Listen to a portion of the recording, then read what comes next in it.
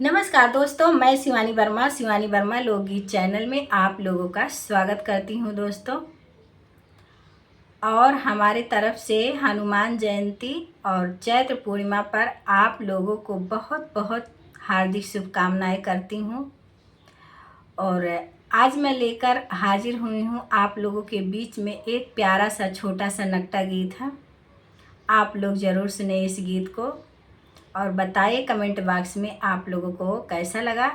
और आप लोग पूरा सुने और आनंद लीजिए इस गीत को, बहुत ही प्यारा सा गीत है।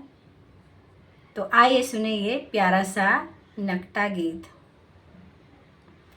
सबके विपत्ति दिहा तारी, हमार कहाँ भूला मुरारी। सबके विपत्ति दिहा तारी, हमार कहाँ भूला मुरारी।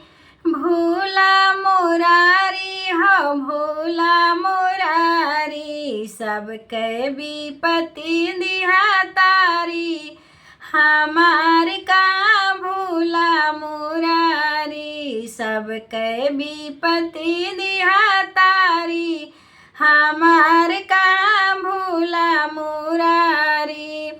पहली विपत्तिया सुदामा के तारा, पहली विपत्तिया सुदामा के तारा, सुदामा के तारा हो सुदामा के तारा। पहली विपत्तिया सुदामा के तारा, झोपड़ी से बनी गई अटारी, हमार कहाँ भूला मुरारी। झोपड़ी से बनी गई अटारी, हमार कहाँ भूला मुरारी।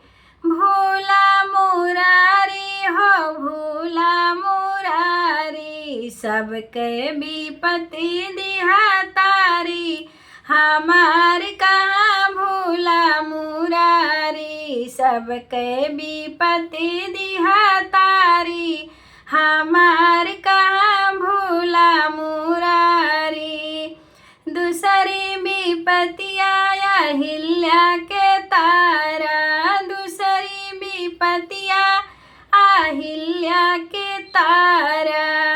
अहिल्या को तारा हो अहिल्या को तारा, दूसरी विपत्तिया अहिल्या को तारा। पत्थर से बनी गई नारी, हमार कहाँ भूला मुरारी। पत्थर से बनी गई नारी, हमार कहाँ भूला मुरारी। भूला मुरारी हो भूला मुरारी, सबके विपत्ति दिहा तारी, हमार कहाँ भूला मुरारी। सबके विपत्ति दिहा तारी, हमार कहाँ भूला मुरारी। तीसरी विपत्तिया द्रौपदी के तारा, तीसरी विपत्तिया द्रौपदी के तारा। द्रौपदी के तारा हो द्रौपदी के तारा, जिनके बढ़ाई दिहा साड़ी, हमार कहाँ भूला मुरारी। जिनके बढ़ाई दिहा साड़ी, हमार कहाँ भूला मुरारी। सबके विपत्ति दिहा तारी, हमार कहाँ भूला मुरारी। सबके विपत्ति दिहा तारी, हमार कहाँ भूला मुरारी।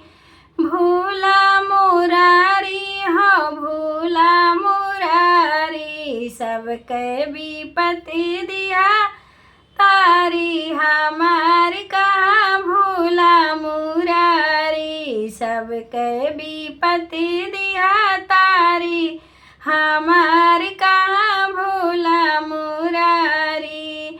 भूला मुरारी सबके विपत्ति